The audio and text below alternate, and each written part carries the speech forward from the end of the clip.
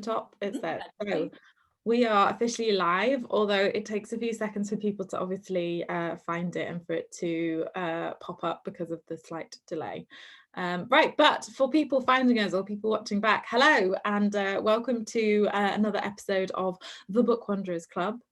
We have a just make sure it's muted. We have a very special guest with us, the magnificent Katherine Rundell, author of many wonderful books, including Rooftoppers and The Explorer, and most recent novel, The Good Thieves, but also a new project, The Book of Hopes, which we're going to talk about in a moment. So welcome, thanks for finding Wi-Fi and lighting and such like. Thank you so much for having me, how lovely. Whilst people find us online and I tweet the link, we're going to start with Katherine doing a quick reading from The Good Thieves, her most recent novel. So I'm going to ask Katherine to just give you a little kind of intro to the book and give us a taste of the story. Wonderful. So The Good Thieves is about a girl who arrives in America in 1920 in New York and discovers that something has been stolen from her grandfather that she needs to steal. And the adults aren't helping and they're trying to get a lawyer, but it's all very difficult. And so she decides to take matters into her own hands and she decides she's going to mount a heist. So it's a heist story for kids. And one of my favorite films as a kid was The Sting. And so it's The Sting for kids. And she meets a gang of children. So there's an animal tamer called Arcady, a trapeze artist called Samuel, and a lockpick called Silk. And importantly, this is quite near the end. All you need to know is that Silk has been arrested and she has been arrested with nothing on her person. So she's been put in jail and she can't escape. And here we are. A crow flew in through the front door of the police station the next morning as calmly as if it was coming in to report a missing package. Arcady, who had carried the crow on a streetcar down the Brooklyn Bridge, stroking and crooning to her all the way so she wouldn't take flight, cast her in through the doorway. He whispered, "Good luck," and ducked out. The bird alighted on the desk, and for a split second, nothing happened. Then someone began to scream, "Get it out, it's unlucky." "Don't be stupid, that's magpies." "I don't care, they're filthy, they carry diseases." The policeman behind the desk took a great swipe at it, and the bird took off. She swiftly became affronted and confused. Crows, when affronted and confused, are apt to dive bomb the nearest living thing, and soon pandemonium reigned. Silk sat on the bare bed of the barred cell she had spent the night in. She radiated despair. At the shrieks, she looked up and saw the bird. Silk approached the bars, a slow and steady presence in a room full of screaming and flailing.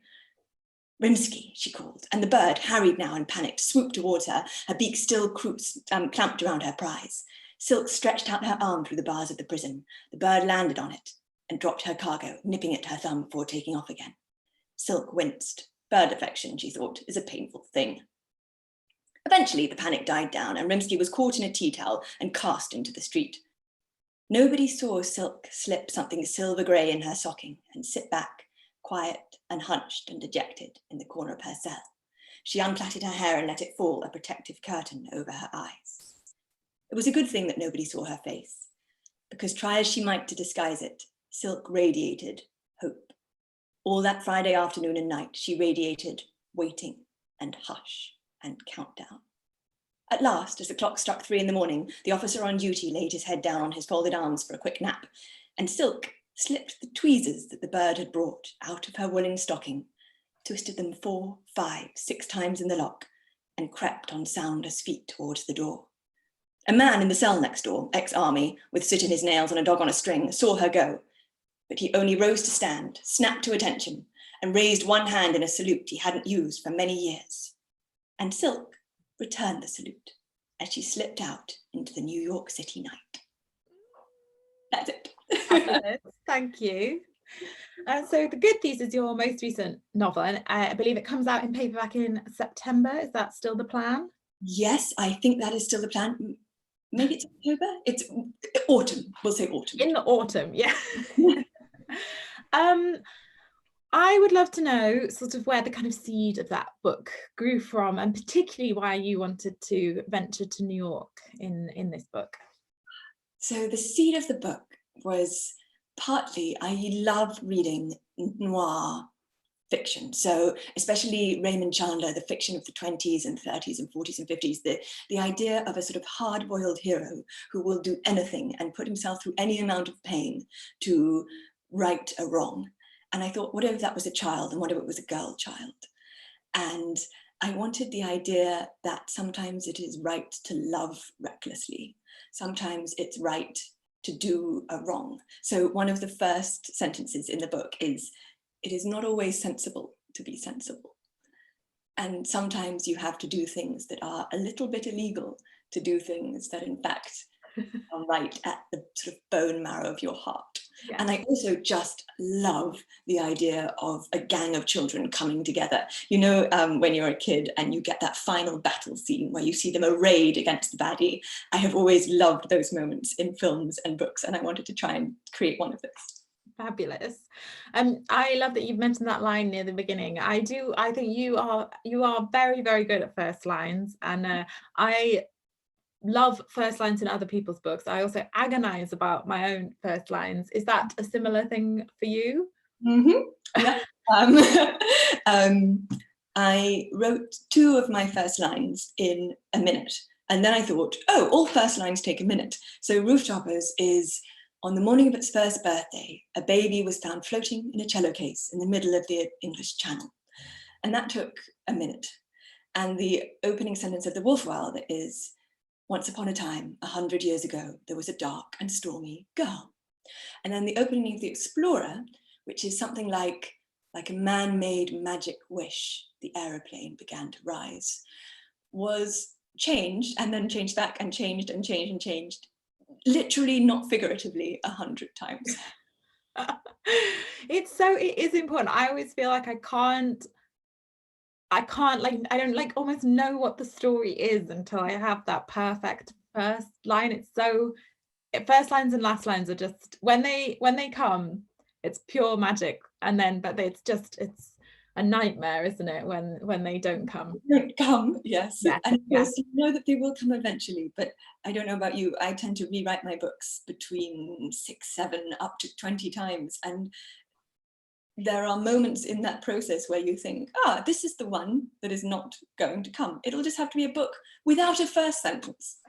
It's cosmically impossible, but it's going to have to be possible this time.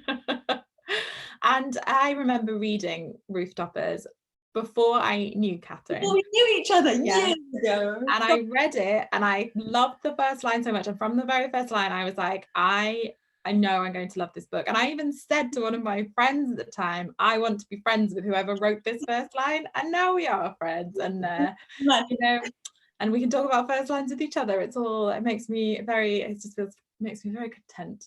Anyway, I have a massive tangent there. And I want to make sure we have time to talk about the Book of Hope. So I'm just going to ask you one more question about the Good Thieves, which is, I mean, you kind of touched on this a little bit because they love Vita so much. Talking, I suppose, of things that are easy or hard to find in your writing, how was Vita on that scale? Did she feel very present very quickly, or did it take a while to find out sort of her voice and who she was? Vita came swiftly. Some of the others, much less so. Arcady took a while, but Vita, I knew her. She has hair the color of a freshly washed fox, and she had polio as a child. And when I know somebody who themselves grew up with polio, and who allows it to in no way hamper him, but who it has shifted the way he approaches the world. And I wanted it to be a girl who has a physical difference, but for whom that physical difference is only part of her. I think often in the past, there were books about physical difference, you know, we're talking about the 50s, where that was the whole story. But of course, that's not her story. And also, of course, historically, we used to write books where physical difference was used as a shorthand for evil. And that, of course, is so stupid that there are words one can't say live on the internet about that. And I wanted, in a very small way, to participate in the movement, which is saying that is nonsense. And we need to make sure that all children, not just children with themselves physical differences, know that it's just nonsense. Right, let's move on to the Book of Hopes, your new project, I suppose, is project book. So could you just tell us a bit about what it is and how it came about? So the Book of Hopes is at the moment completely free to read online on the National Literacy Trust website. And it's a collection of stories and essays and poetry and illustrations, none of them longer than 500 words, the texts, from more than 110 children's writers and illustrators there is no one there who I do not love and adore their work wildly. And it started because we're now, I guess, about 6 weeks or so into lockdown. It was about 4 or 5 weeks ago, near the beginning of the lockdown. Somebody I knew and loved was in hospital with COVID. I was, like many people, swamped with horror and fear, and also was getting messages. I get a lot of messages from parents and teachers, which I love, but I was starting to get messages from parents saying, my kid is 11 and they're struggling. My kid is 11 and they're saying they're suicidal. And I thought, well, if I'm finding this hard, how much harder would it be for a child for whom the world is already a discombobulating and deeply opaque place? And so I thought, one of the things that gives us courage are stories, that stories can be, I say in the introduction, a sort of set of stars and maps, that they're not just an escape, though an escape is sometimes wildly worth having. They're also a map. And also, you know, at the moment, I don't know about you, I have struggled. I bought the Hilary Mantel, which I was so excited about. I have struggled to read it. My concentration span has not been robust. And so I wanted it to be like little vodka shots of joy, like short, sharp, just moments of delight. And so I emailed 100 people and said, in fact more, because of course some people were unable to, and said, could you write something, anything at all, that would be not necessarily about hope, but producing hope, like putting a key in the engine of hope and turning it. And the Book of Hopes is what happened as a result. I, for one, can't believe you didn't go with the title Vodka for Children instead of the Book of Hopes. But I mean, maybe it's not too late to change it. It will also be a printed edition in October, and maybe it's not too late to change it to Vodka Shots of Hope for Children. Well, speaking of which, I can see, I'm going to ask questions that are being asked live in a moment, but I can see that Sophie has asked about it being made into an actual book. So maybe we can talk about that now. Yes. So obviously, I think it's very important to note that I did not do this single-handedly. Not only were there 110, or in fact slightly more, writers and illustrators producing fabulous work and emailing to me, but I am not capable of making a book. But Bloomsbury is capable of making a book. They're my wonderful publishers, my editor, Eden Holgate, and the brilliant PR woman, B. Cross, helped so much in the typesetting and the copy editing, and most of all, in persuading Bloomsbury to make it into a print book in October, and all proceeds will go to NHS Charities Together. And the book itself is dedicated to all the doctors and nurses and cleaners and porters and carers and people working currently on the front line so hard against such ferocious odds to keep us safe. And so when it comes out in October, please buy it. For now, when it is free online, where can people find it? So if you Google Book of Hopes, National Literacy Trust, it will come up. If you Google Book of Hopes, it will come up. But the National Literacy Trust is a completely wonderful charity. They try to produce books and learning tools for children around Britain who do not have access to books. And the number of children who does not have access to books in this country is a staggering and terrifying number. And it's this superb website. They've done it so beautifully. You can go to it, you can read the book, you can dip in, dip out. If you happen to have a little bit of cash that you wanted to give the NLT at the same time, that would be marvelous. But obviously there's absolutely no sense that you have to. The only thing that we really want kids to be doing is reading it and hopefully falling in love over 500 words. And if you're watching this, you don't even need to Google it, because I will leave a link in the description box. Once that was a bit of a trick question. I'm like, where can we find it? But actually, you can find the link to it as soon as not right now, but as soon as we've gone offline, I'll update the description so you can just, it's a click away.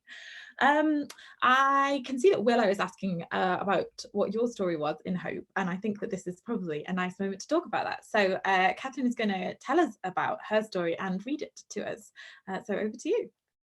So my one is called The Young Birdcatcher, and it's based incredibly loosely on a short story by Robert Graves called The Young Birdcatcher. Oh no, wait, it's not. It's called Love Without Hope.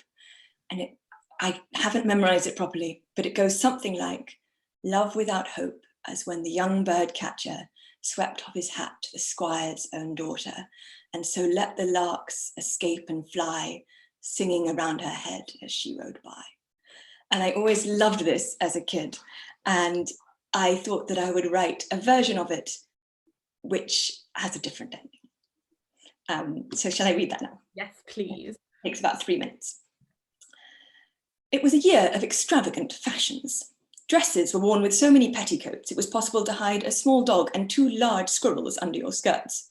Top hats were a full foot high. Robert had one such top hat. He'd always felt ridiculous in it, but his uncle, who owned the bird shop, insisted. If you want to flog expensive nonsense to rich folk, he said, you've got to make them think you're one of them. Robert was just 19, but that was old enough to know 3 things at least. 1.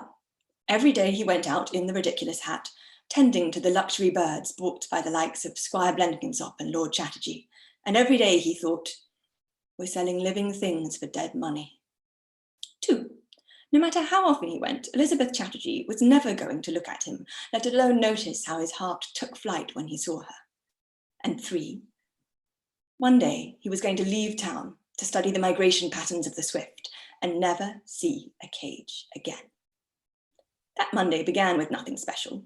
There was a budgie with bad breath and a parrot who had developed a new and startling vocabulary. The final house was Squire Blenkinsop's. As soon as he stepped inside, Robert knew something was wrong. No house with birds in it should be so quiet. A maid led him upstairs. It's best not to breathe too loud if you can help it, she said. Blenkinsop likes the world to be seen and not heard. He had the clock made special, not to tick, in there.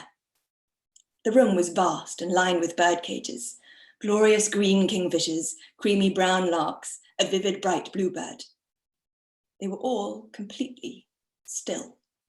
They don't get fed if they sing or flutter about too much, said the maid. There was a noise downstairs. That'll be the master. She curtsied out. Robert acted fast. He threw open the cages and the window. Fly, he said, but they wouldn't. Hands shaking, he laid the birds in his hat, 12, 2 dozen. They lay as still as corpses. He put the hat on, holding it with one hand, and ran into the street. He needed only to make it to the park. Once he was there, he told himself, he could let them out and nobody would know. Then 3 things happened at once. 1, the birds began to wake. There was a fluttering and a scratching against Robert's scalp. 2, there was a sudden roar as Squire Blenkinsop appeared at his door. Stop, bird thief! A policeman came running. And 3, around the corner, green eyes and generous smile, rode Elizabeth Chatterjee. His heart began to flutter like the birds. Hope, mad, tenacious hope, the kind of hope that makes your arms and legs act without your permission, seized hold of Robert. He threw fear to the winds, stepped in front of her horse, Miss Chatterjee, and bowed low. And he swept off his hat. A flock of birds erupted into the sky, and for a moment Elizabeth disappeared inside a cloud of wings. Larks circled around her head, singing for joy. Elizabeth's eyes, laughing, kingfisher green, met his. She lifted her skirt. A squirrel's head peeked out. She held out a hand. There was a space behind her for another rider. Come, she said, and he went. What a treat! What a treat! So you know what, I can always tell if someone's doing a reading. Most of the time when I'm doing an interview, I'm very focused on what I need to say next, and then sometimes I just forget and I'm just listening, and then it finishes and I'm like, oh no, it's me. I have to say the next. Your turn. Thank you so much for reading that. Oh, it's just magnificent. As I said, I'm going to leave a link to that down below, and if there is a writer that you love, there is a good chance they have written or drawn something for this book, so do go and have a look. I have also written something. Yes, and it's wonderful. Reading, because that's all I know how to write about, apparently. Really on brand. It's there's just it's a treasure trove. It's just full of delight, and keep an eye out. And as Katherine said, when it becomes not a real book, when it becomes a print book, it would be magnificent if you were able to buy a copy and support all the brilliant NHS charities that it's going to support. So I want to make sure that I have a chance to ask as many of the questions that are being asked live as possible. I've got someone asking me to, Nora is asking me to ask the book wandering question. So I have been asking writers, if you were able to book wander inside of one of your own books. Oh, my own books? Yeah, just to make it a little bit more interesting, which book would you go into, and which bit of that book would you go and get to sort of participate in or observe? I think I would be torn, but probably I would go into the Good Thieves and into a speakeasy underground, hidden behind a secret door, and underneath there would be gangsters and people with cigars and people dancing to jazz, and there would be, you know, fabulous beefsteak sandwiches and people with excellent 1920s American accents. And, you know, essentially I sort of picture it like Cary Grant is every character. And so I think that that would be a real delight. And I also love the idea of planning something so audacious that it shouldn't be possible, but you're just going to make possible happen. And so I would love to sort of go and join in with Vita's gang, although I have no marketable skills available, so I would just have to be taking notes. Oh, I don't know.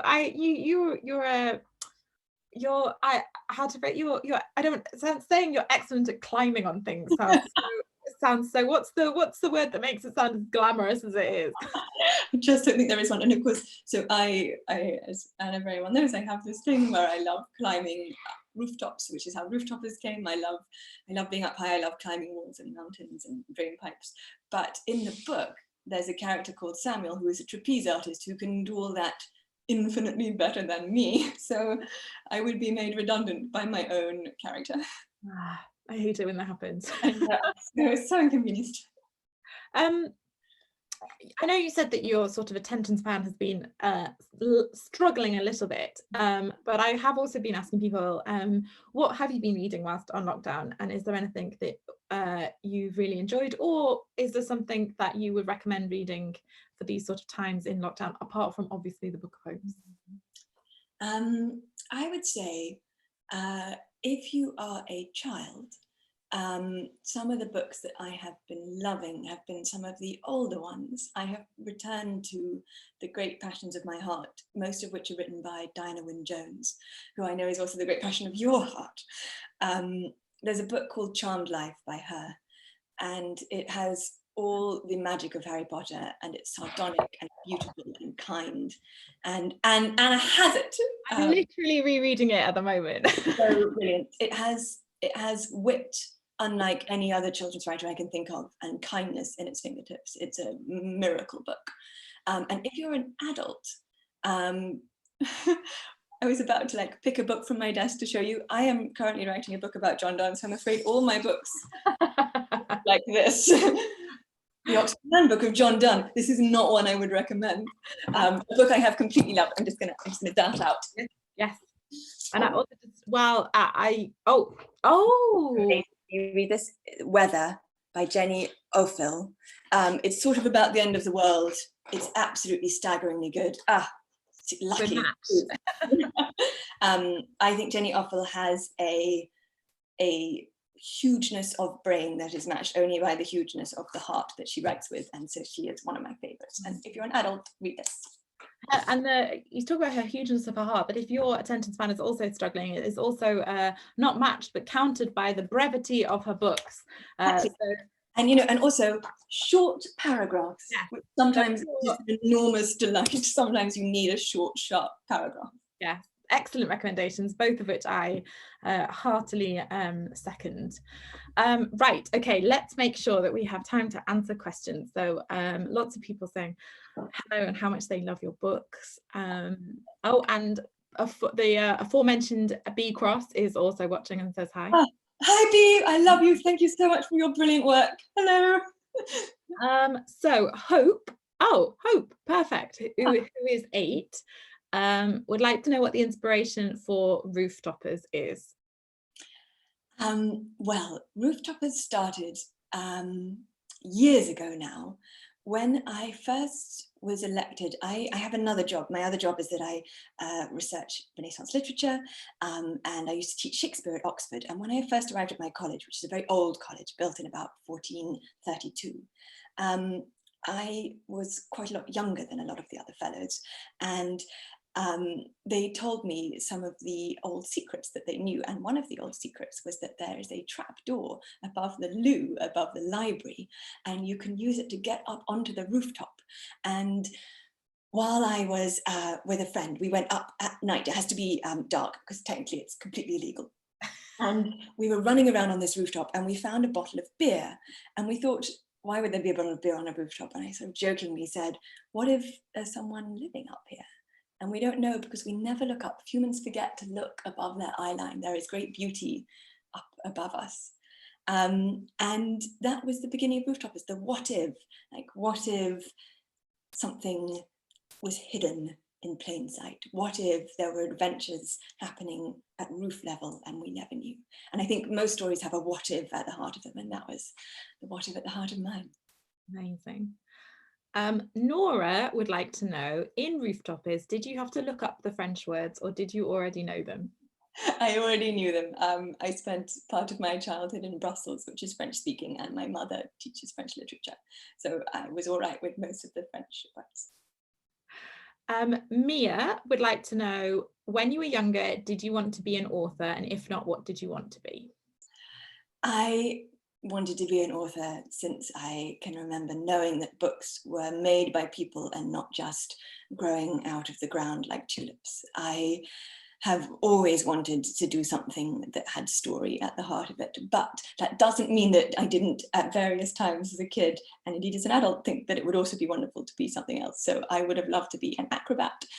When I was younger, I used to want to be in a circus. I used to learn tightrope walking. And I have just recently, in the last 10 years or so, been learning to fly a very, very small, like tiny, tiny two-seater aeroplane. And now, if you gave me a choice, you can't be a writer. I would like to be a pilot of tiny airplanes and ferry things around the world. I love that. This is the conversation for another time, but a couple of years ago, I wrote an article about why there are so few female pilots, because there are disproportionately few female pilots, something like 2% in the world. And I always get the one time it's happened, I had a female pilot do the announcements, and I got very, very excited. So think that's secondary. If there are any young girls watching this, flying an aeroplane is one of the most fabulous feelings in the world. The moment it takes off, it feels the closest we get to magic. So if you want to become an aeroplane pilot, think very seriously about that. Public announcement. Sophie would like to know if you have any other books coming out soon.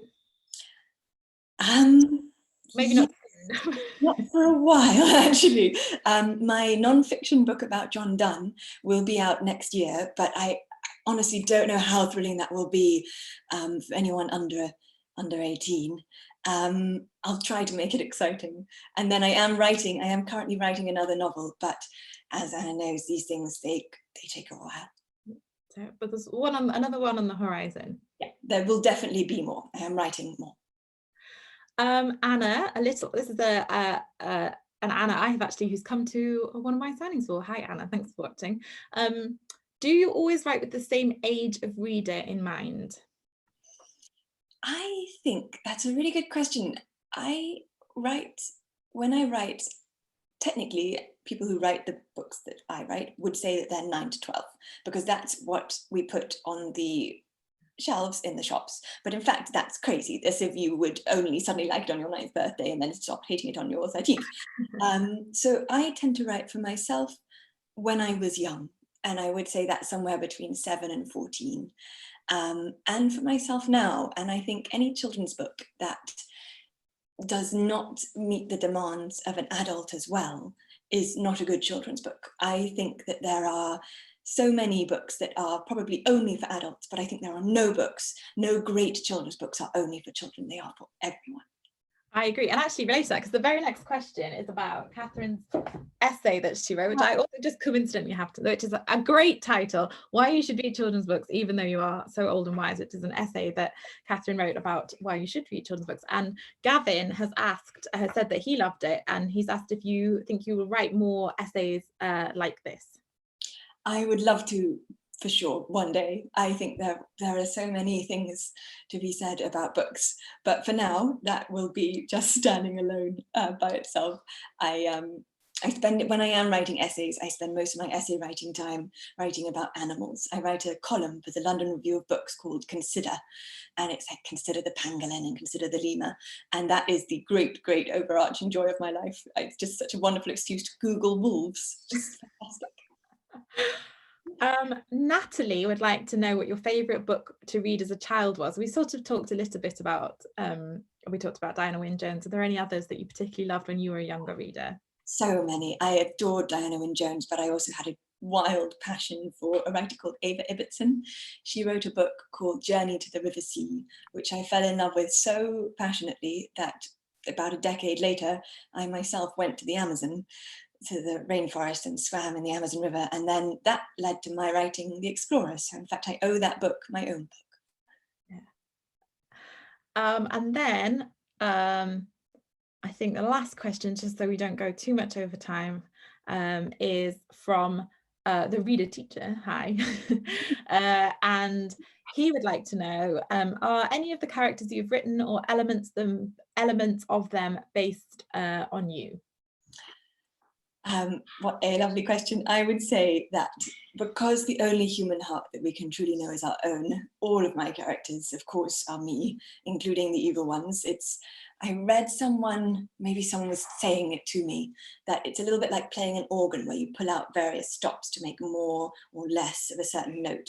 And there's yourself, and then you pull out the evil stops to get more evil, or you pull out the brave stops to get more brave. But that essentially the kernel at the heart of every character is always going to be us, because we are the only, however much we love other people, the only heart that you really know its strange intricacies is going to be your own. Yeah. Fabulous. There's a lot of people just saying how much they like the books, and I'm not going to read them all out now for time, but just to say that if you've said something nice about Catherine's books, so that she can read all of those messages once we go offline. So thank you for everyone who's been saying such lovely things. Right, we are running out of time, already technically a few minutes over time. So we're going to finish as we usually do, with a bookshop recommendation and a writing prompt. So let's start with a bookshop recommendation. So very, very quickly, I have two. One of them is Primrose Hill Books, which is just at the foot of the park in Primrose Hill, and it's so beautiful. It's tiny, tiny, and they let dogs in, and it's fabulous. And the other one is Booker Books in Oswestry, which I have always loved more than almost any bookshop, and they do talks and events. And I think right now they are also posting books out if you want to buy from them. Fabulous. So those are two of the most fabulous bookshops. And I'll leave links to those bookshops as well in the description box. And then to round us off, if you've been inspired by listening to Katherine talk about her work, then she has prepared a little writing prompt to inspire you to do some writing of your own. So I would say this is for people who are finding themselves wanting to write something, or perhaps wanting their children to write something, but they're stuck. Like I was saying earlier, every story has at the heart of it a what if, a question which fuels the story. Like, what if you went through a wardrobe and on the other side there was snow and a witch and a lion who was quite transparently a metaphor for Jesus? What if that happened?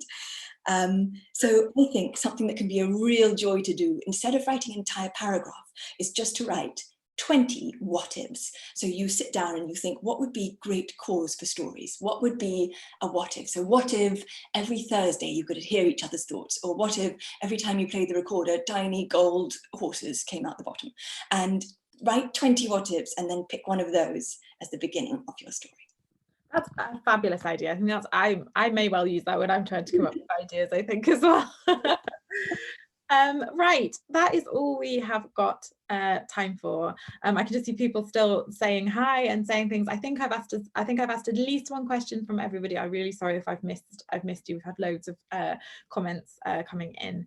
Right, I will be back on Wednesday with Kieran Millwood Hargrave. Brilliant, Kieran Millwood Hargrave. magnificent. And I will be back on Friday with myself, which sounds so ridiculously Down at James. but I did have a couple of requests. I feel like I need to say that I'm not doing this just like, I'm not forcing this on you. I've had some people asking, and my because of the situation, my partner is going to ask me some questions. So we'll see how that goes. Thank you everyone who has been watching. If you do some writing, if you write some what ifs, firstly, of course, there is no obligation to share those what ifs with anybody else. If you want to keep them private in your brain, that is absolutely fine. If you did want to share some of them with me, I would love to have a look at them. I'm on Twitter and I'm not. Catherine's on Instagram, not a Twitter user. Twitter, but if you want to show me them on Instagram, I would love to see them. And I will leave links to where you can find both of us online. I will leave a link to the Book of Hopes. I will leave links to bookshops, and I will leave links to where you can find out more about Katherine generally and her books and buy her books. Right, that is all for today. Thank you again to everybody who has been watching, and the biggest thank you of all to Katherine for joining us and answering all your questions and telling us about the magnificent Book of Hopes.